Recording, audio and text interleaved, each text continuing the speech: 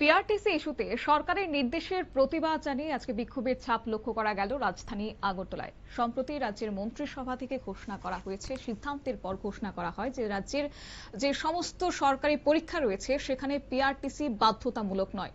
তার পরিপ্রেক্ষিতে এবার কার্যত প্রতিবাদ জানিয়ে বিক্ষোভে সামিল হয়েছে রাজ্যের পড়ুয়াদের একাংশ। রাজধানী আগরতলার সার্কিট হাউস সংলগ্ন এলাকায় রাজ্যের পড়ুয়াদের একাংশের উদ্যোগে বিক্ষোভ কর্মসূচি অনুষ্ঠিত। তাদের অভিযোগ যে নতুন নির্দেশের ফলে রাজ্যের বহু পড়ুয়াদের ভবিষ্যৎ শিক্ষা এবং কর্মসংস্থানের ক্ষেত্রে বিশেষ করে জটিলতা তৈরি হতে পারে। শুনুন বিক্ষোভরত পড়ুয়াদের প্রতিক্রিয়া।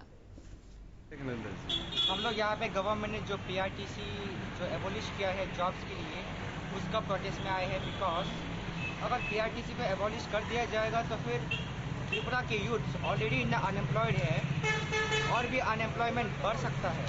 बाहर के लोग आके ऐसे ही इजीली जॉब ले लेंगे तो फिर त्रिपुरा में ऑलरेडी इतना ज़्यादा अनएम्प्लॉयमेंट है तो फिर और भी अनएम्प्लॉयमेंट बढ़ जाएगा। उसके लिए हम लोग आज यहाँ पे प्रोटेस्ट पे उतरे हैं for our future and for our rights.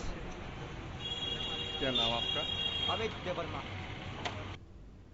এদিন সার্কিট হাউস সংলগ্ন এলাকায় জড়ো হয়ে পড়ুয়াদের হাতে লক্ষ্য করা গেছে প্লেকার্ড নিয়ে সরকারের সিদ্ধান্তের প্রতিবাদ জানাতে।